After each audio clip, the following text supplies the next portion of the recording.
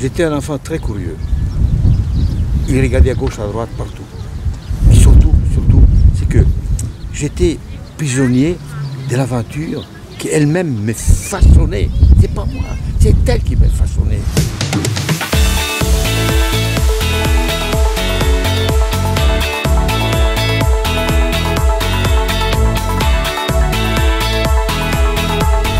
Moi, je vivais que cette quête sans le savoir.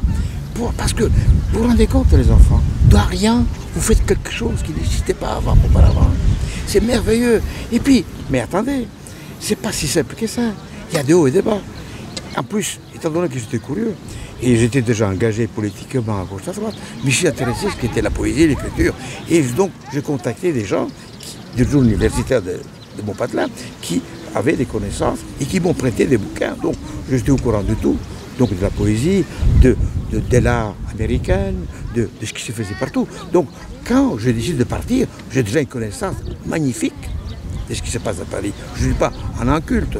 Comme je suis curieux de tout, j'ai bradé les bouquins, je les bouffé, tellement la curiosité me poussait. Mais pour le plaisir de savoir, non pas pour apparaître, hein, pour savoir. C'est l'important, savoir.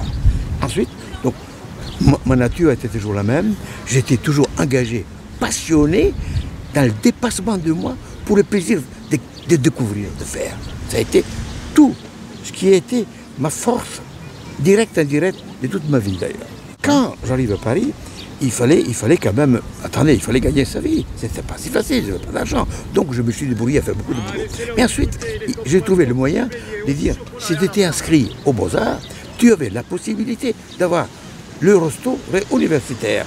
Donc je me suis aux Beaux-Arts, et là j'ai ma carte d'universitaire comme artiste libre.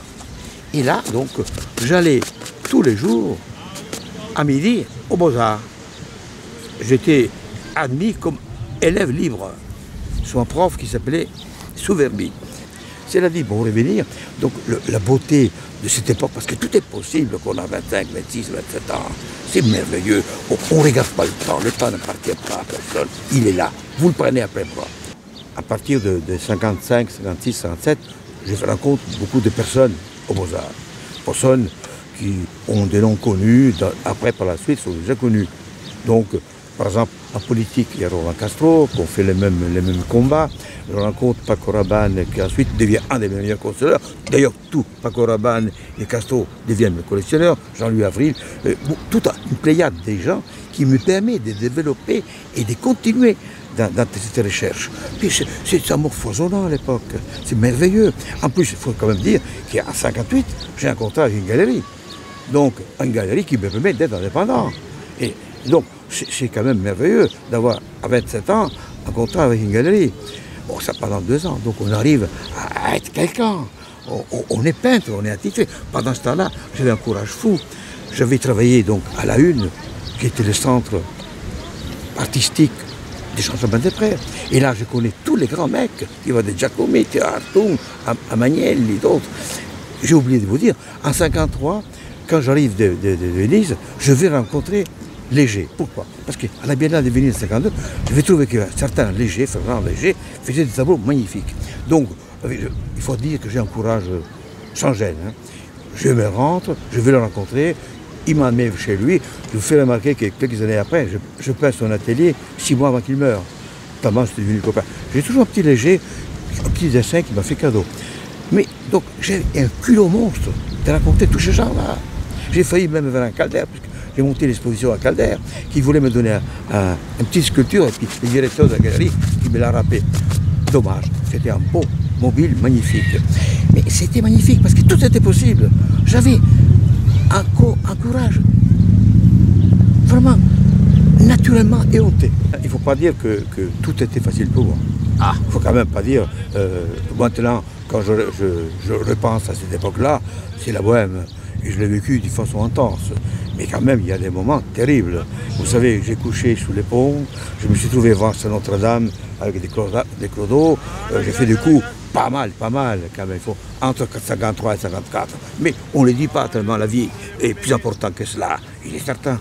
Donc, de ce point de vue-là, je peux dire... Si, on peut le dire. on peut le dire. J'ai vécu. Alors qu'est-ce que tu as vécu justement à ce moment-là? Par exemple, à l'époque où j'ai fréquenté le long des quais, les clodos, c'est parce que je n'avais pas d'argent. Je me rappelle que j'étais dans un hôtel, je vais vous dire, et pendant 3 mois, je ne pouvais pas les payer. À 3 heures du matin, j'ai foutu le temps. Et pendant 3 jours, j'ai couché sous le pont. Parce que je ne voulais pas le payer. C'était pas loin, celui de la verrerie. Mais c'est quand même des choses. Ensuite, c'est que tout était possible. Parce que quand je découvre l'école de Beaux-Arts, la bouffe était garnie. On pouvait tranquillement être tranquille. Et puis les connaissances des Beaux-Arts te permis d'avoir des contacts, des formes. Et oui. C'est-à-dire qu'on ne le veuille pas. Hein. Il y a une période dans laquelle j'ai eu des doutes. À partir de 1954, après avoir fait des choses, avoir exposé dans des grands salons, être invité, j'ai eu un doute terrible entre 1954 et 1957.